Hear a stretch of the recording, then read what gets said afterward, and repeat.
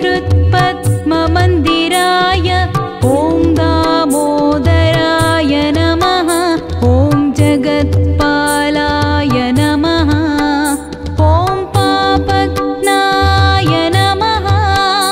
ॐ भक्तवत्सलाय नमः ॐ त्रिविक्रमाय नमः ॐ सिंसुमाराय नमः ॐ जटामकुटशोभिताय नमः ॐ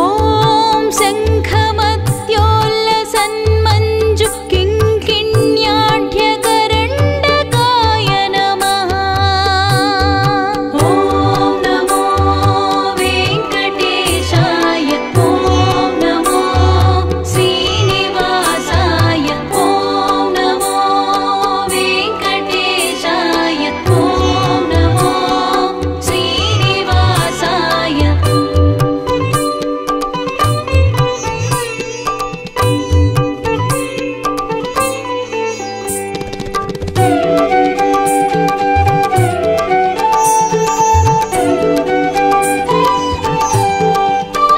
ॐ नीलमेघश्यामतनवे ॐ बिल्वपत्रार्चनप्रियाय ॐ जगद्व्यापिने नमः ॐ जगत्कर्त्रे नमः ॐ जगत्साक्षिणे नमः ॐ जगत्पतये नमः ॐ चिन्तितार्थप्रदाय नमः ॐ जिष्णवे नमः ॐ दासार्हाय नमः ॐ दशरूपवते नमः ॐ नमो वेङ्कटेशाय ॐ नमो श्रीनिवासाय ॐ नमो वेङ्कटेशाय ॐ नमो श्रीनिवासाय ॐ देवकीनन्दनाय ॐ सौरये नमः ॐ हयग्रीवाय नमः ॐ जनार्दनाय नमः ॐ कन्याश्रवणतारेज्याय नमः ॐ पीताम्बरधराय नमः ॐ मनघाय नमः ॐ वनमालिने नमः ॐ पद्मनाभाय नमः मृगयासक्तमानसाय नमः ॐ नमो वेङ्कटेशाय ॐ नमो श्रीनिवासाय ॐ नमो वेङ्कटेशाय ॐ नमो श्रीनिवासाय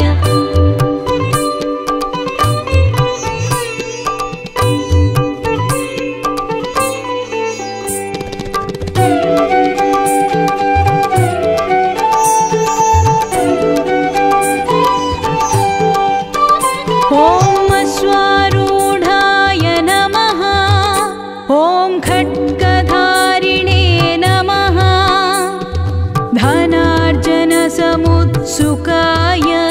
ॐ घनसारलसन्मध्यकस्तूरि तिलकोज्ज्वलाय नमः ॐ सच्चिदानन्दरूपाय ॐ जगन्मङ्गलाधायकाय ॐ यज्ञरूपाय नमः ॐ यज्ञभोक्त्रे नमः ॐ चिन्मयाय नमः ॐ परमेश्वराय नमः ॐ नमो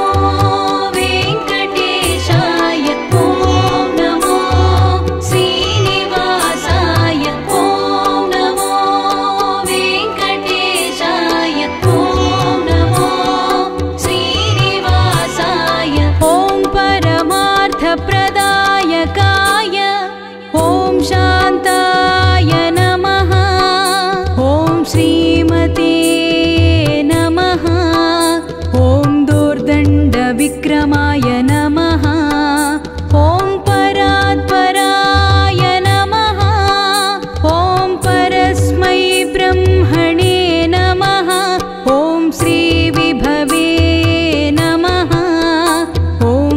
जगदीश्वराय नमः।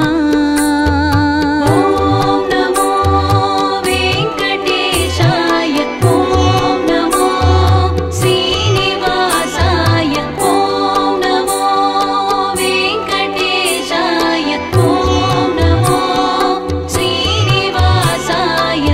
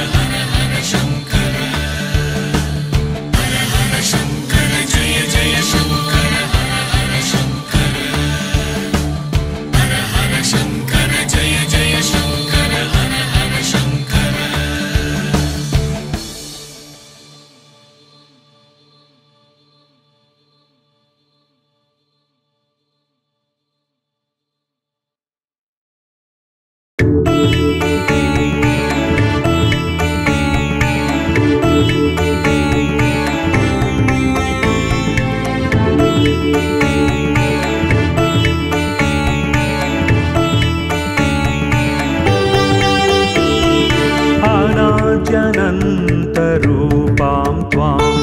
जननीं सर्वदेहिनां श्रीविष्णुरूपिणीं वन्दे महालक्ष्मीं परमेश्वरीम्।